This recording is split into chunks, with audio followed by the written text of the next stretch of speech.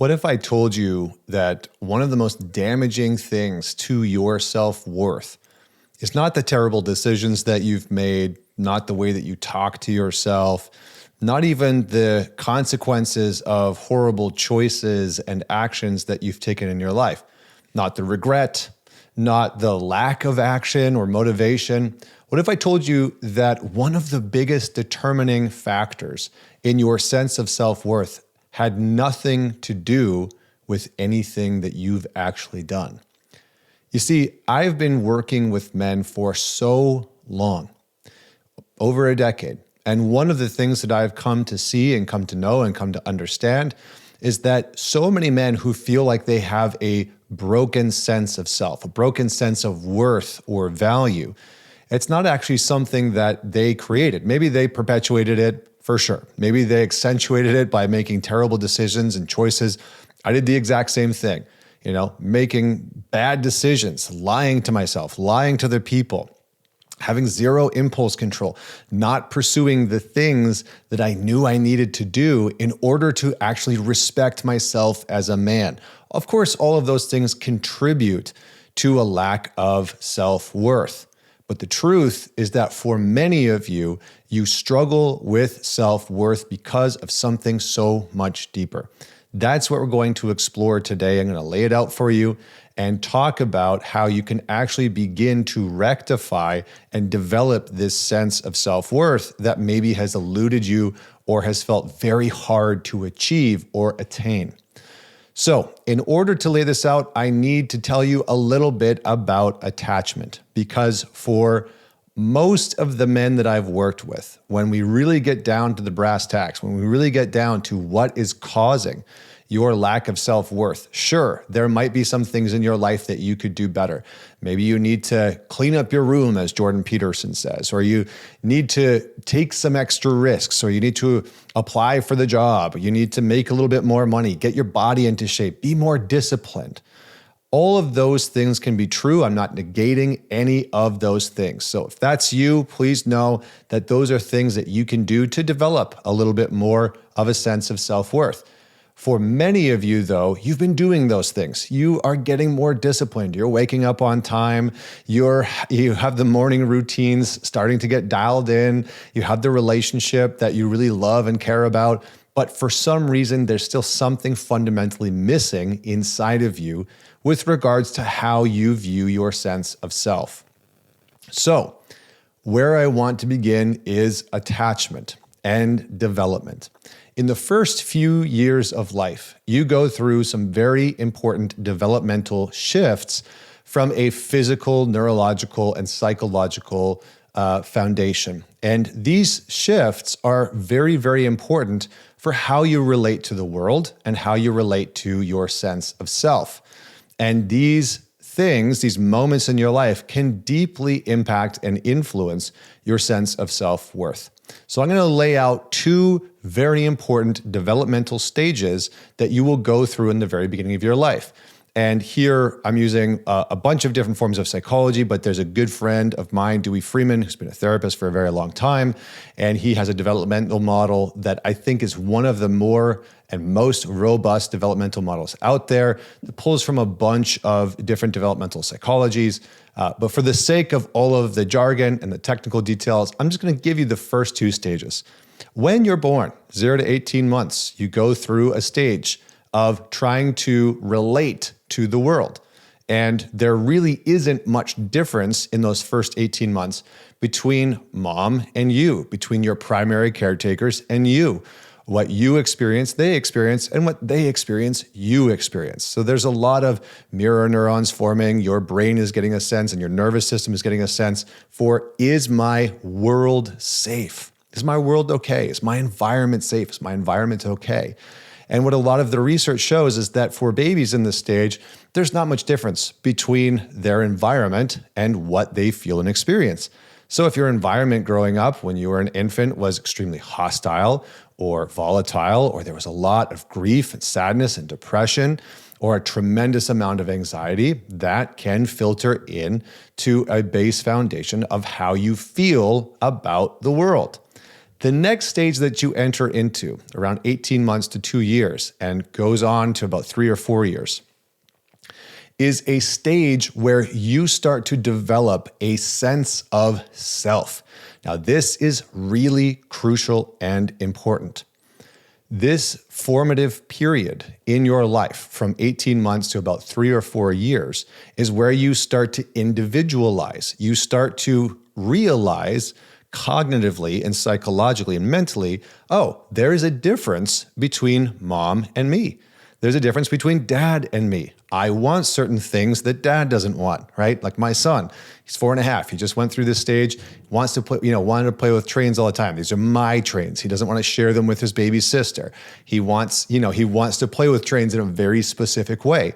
So there is an individualizing that happens in this stage. And what we call this is the terrible twos, the three-nager, right? The terrible threes. And this is generally where you see a kid starting to say, no, I don't want to do that. I don't want to eat that. They're starting to set boundaries. They're starting to express themselves. They're starting to have their own needs, wants, and desires. Now, this is where it can get sticky and tricky, okay? For many of you, as you went through this stage, you will have not only experienced the pushback and the no that is sort of typical that happens, right? Where parents are like, no, you can't do that. No, you can't have that. You can't just eat chocolate for dinner. Like that's not what you can do.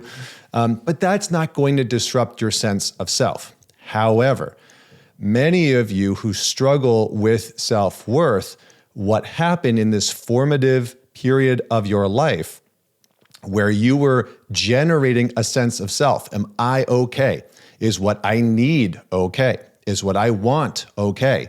Is it okay for me to express my needs and my wants? Is it okay for me to say no to the things that I don't want to engage with? Is it safe for me to take certain risks?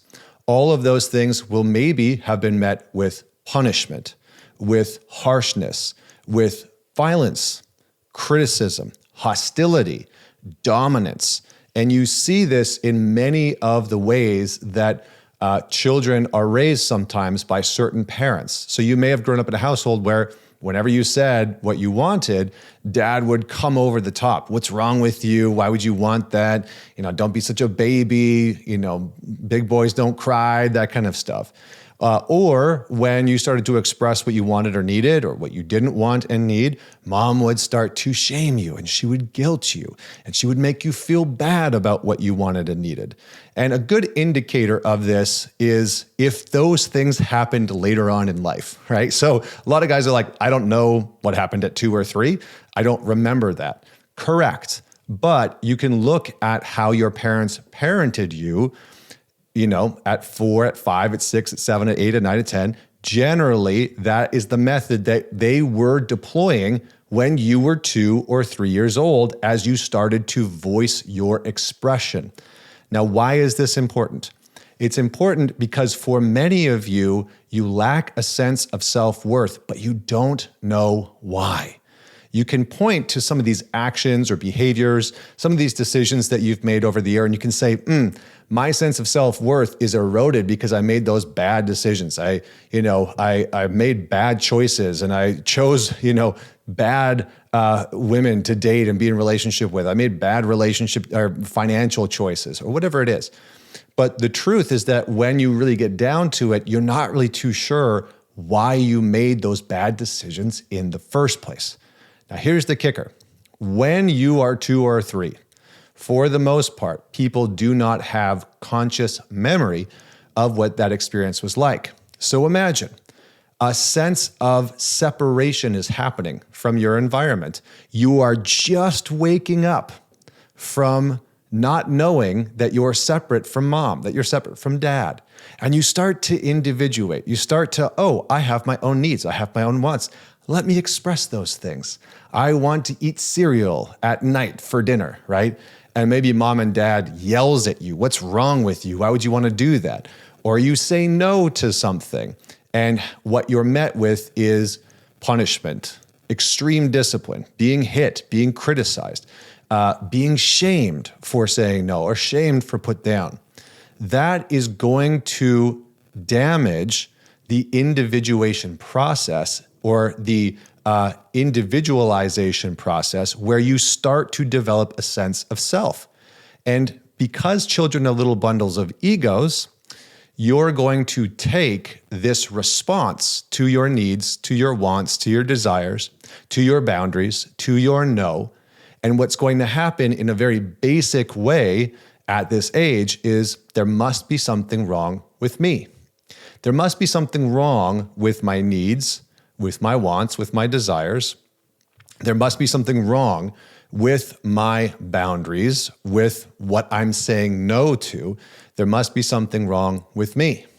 And it interrupts this developmental stage of you deeply knowing and understanding that your needs, wants, desires, boundaries, your no is valid.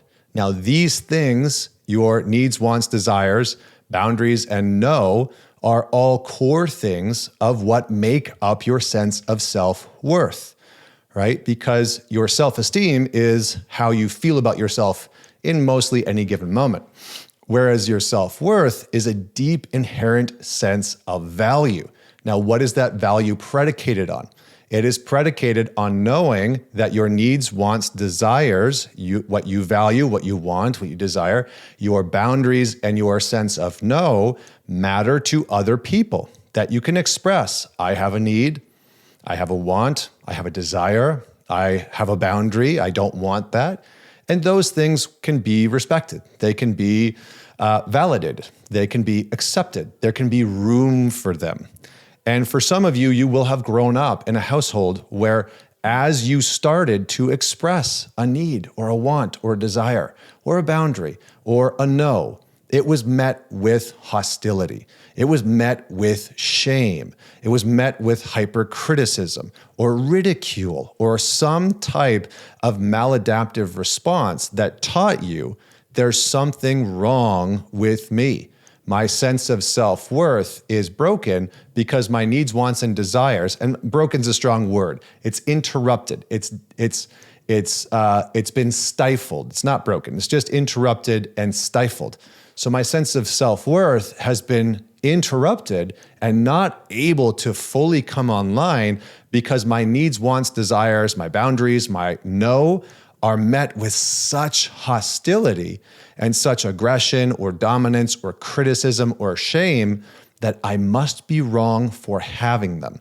There must be something wrong with me, or I'm not worthy, I'm not valuable enough of having these needs and wants, of being allowed to have these needs and wants. So this is the case for many, many people. This is the case for many people that I've worked with. Now, obviously, some of you are probably thinking, well, what am I supposed to do with that? I don't remember that happening. I don't have a cognitive memory. Correct, right? This lives in what's called a pre-verbal state. This lives in a precognition state within you, which means that it lives largely in your unconscious. That's really what the unconscious is. It is a non-verbal experience. It's something that lives in your body. It's something that feels like a deeper sense of knowing, right? Again, remember, self-esteem is how you feel about yourself in any given moment. Self-worth is a knowing that you have inherent value. It's something that you experience as a knowing, not a question. So what do we do with this? Well, you don't need to go, the good news is you don't need to go and dig up some, magical memories from being 2 years old or 3 years old. You likely have some recollection of how your family, your parents, your mom, your dad, a step-parent, your grandparents, whoever were your primary caretakers, how they responded to your needs, your wants, your desires, how they responded to your boundaries, how they responded to when you said no. So just think about that for a moment. Reflect on that, right? Maybe you were met with hostility or aggression. Maybe you were dominated and shut down anytime that you expressed a need or a no or a boundary. Maybe you were criticized. Maybe you were ridiculed and made fun of. Whatever that is, just reflect on that. That is likely in the formative years from 2 to 4 years old, the same experience and response that you got as you were just starting to form this sense of self. I have needs. I have wants, I have desires. So good news is you don't need to go get the memories. The other good news is there is a path that you can start to develop self-worth without having to go back and try and remember memories or try and remember experiences from what you went through at 2, 3, 4 years old, right? Yes, you can maybe take a recollection of how your family responded to your needs, wants, desires, boundaries, and no when you were a little bit older. But the next step is being able to do a couple things, okay? You have to be able to do a couple things. First and foremost, everyone needs to know, in order to have a sense of self-worth, in order to have a sense of self-value, that they can express their needs, wants, and desires and have them met. Everyone needs to know that. That is a part of secure attachment. Every human being on the planet needs to know I can express what I need, want, and desire, and not every single time, but more often than not, my needs, wants, and desires are going to be heard. They're going to be understood. They're going to be met, right? People are going to prioritize what I need, want, and desire. Or at the very least, they are going to confirm that those needs, wants, and desires matter to them, okay? Very, very important. The other piece is that as you start to express some boundaries for yourself and towards others, and that you start to express a sense of no, that is going to start to reinforce, I have value, I have worth. People can receive what I'm saying. This is a mirror and a reflection of what it is that you stand for. So being able to express your needs, wants, and desires, being able to say no, being able to set boundaries. The next piece is pretty critical and important, okay? And it's what my good friend Dewey Freeman says, being able to go through a hard time in relationship with somebody else and coming out the other side okay. So part of the hard time that you might go through is expressing a need in your relationship, right? This is so common for people pleasers and nice guys. And usually people pleasers and nice guys, you lack a sense of self-worth, right? You are a people pleaser, you are a nice guy, because your sense of worth is predicated on taking care of others so that they will hopefully reciprocate and meet your needs in return. It is a diminishment of prioritizing self and a over-prioritization of another in the hopes that they'll prioritize you in return. So part of this is that you need to learn, I can go through a hard time with you and come out the other side okay. And that is a fundamental qualification for secure attachment. So that hard time for you might be being able to say, you know what, I don't want to go to that restaurant that we always go to for dinner on Friday night for our date. I want to take you somewhere different. I'm going to plan it. Are you okay with that? You good with that? Right? Being able to express what you need, that might be a hard time. It might be you saying, you know what, I would really love more physical connection in this relationship. Are you interested in that as well? Right? Being able to communicate what it is that you want and what you desire. That might feel like a hard time. Or it might feel like a hard time for you to say, no, I don't want to do that. I don't want to go watch The Bachelorette with you. I'm really not interested in that. It's just not something that I want to do. Like you can enjoy it. If you want to watch a different show, we can find something, right? So being able to say no without the fear that love, connection, relationship is going to be taken away from you. So these pieces are part of the core of being able to reestablish self-worth. Now, the last piece that is pretty imperative that a lot of men struggle with is being able to take risk,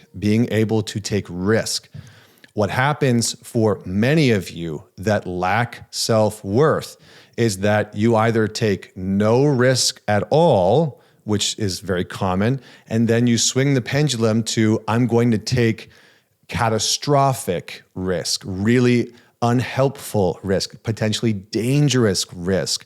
And you see this, I see this happen all the time with men, where they don't take the little risks of expressing what they want and what they need because they feel like they don't deserve it. They don't feel like they're worthy of it or valuable of it in a relationship. And then all of a sudden they're out, banging a hooker without a condom, and taking this massive monumental risk that's super, super dangerous, right? Maybe that's a terrible example. I'm sure I'll see it in the comments if somebody doesn't like how I just phrased that. But you end up swinging the pendulum and taking what are stupid risks. And that's a mirror for I'm not worthy, I'm not valuable enough to take meaningful risks for. So I have to oscillate back and forth because all of us know it's a risk to communicate our needs, wants, and desires. It is a risk to express a boundary. It's a risk to pursue something that's deeply meaningful to you, to pursue a goal, an ambition, to pursue a certain discipline or practice or level of mastery. It is a risk. There's a risk involved to starting your own business or pursuing an art, whatever that is for you. So pursuit and ambition inherently have risk.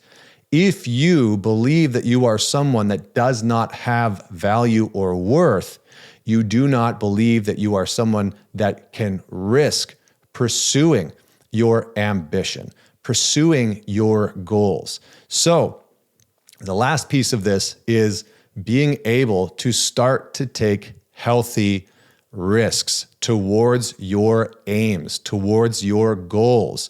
As you do that, you will start to reconcile with this notion that I'm not worthy of pursuing what I want, need, and desire. What I would encourage you to do is take a kind of stockpiling, an audit, if you will, of what are all the small risks that you are avoiding in your life right now. Maybe there's a conversation, an email, maybe it's not asking for the raise. Maybe it's not starting that product that you want to build. Maybe there's a conversation that you want to have that's kind of risky in your relationship. And then look at what are all the big risks that you are taking as a result of avoiding all of those small, healthy risks. So take an audit of that. What are the risks that you are avoiding? And then what are the big risks that are really damaging your life and your sense of self? And the last thing I want to say on this risk front is that for many of you, your risk tolerance will be so low because when you lack self-worth, you've learned very early on in life that you shouldn't take the risk to ask for what you need or you want. You shouldn't speak up and voice what's true for you, what you desire, what you want to work towards.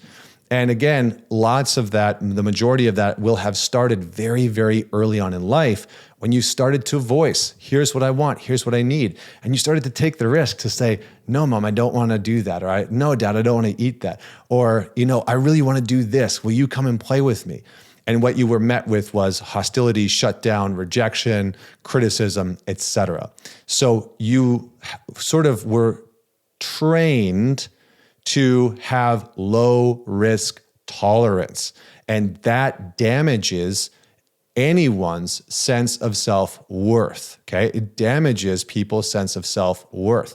We all, in order to have a healthy, strong sense of self and self-value and self-worth, we all require the knowledge of I can do hard things and come out the other side okay.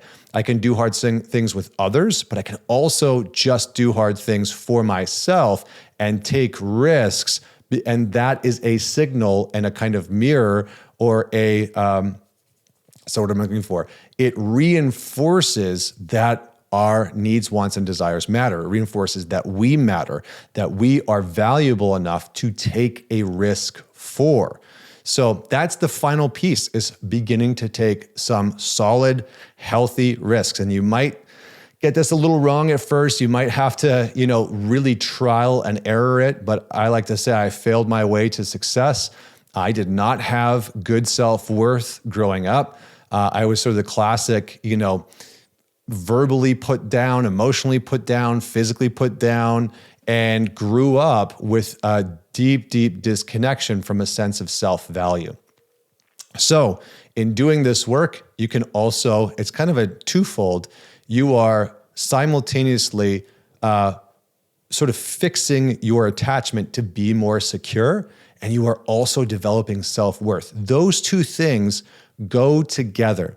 As you develop a deeper sense of self-worth, you are naturally and natively doing the work to be more securely attached. So share this episode with somebody that you know will enjoy it. Man it forward. Don't forget to like and subscribe. And if you are a man that is looking for a community, sign up for the ManTalks Alliance. We have 1,000 members from all over the world that are a part of the Alliance. I have my courses in there that you have access to as a member. You get pathways where we teach you how to be a self-led man, how to have better self-leadership skills, relational leadership skills, and you get to do it with a whole bunch of other men. We also have in-person meetups and chapters that are popping up. So get in there. If you are doing your own work, it is the number one place for a man to do his personal development and therapeutic work. All right. See you soon.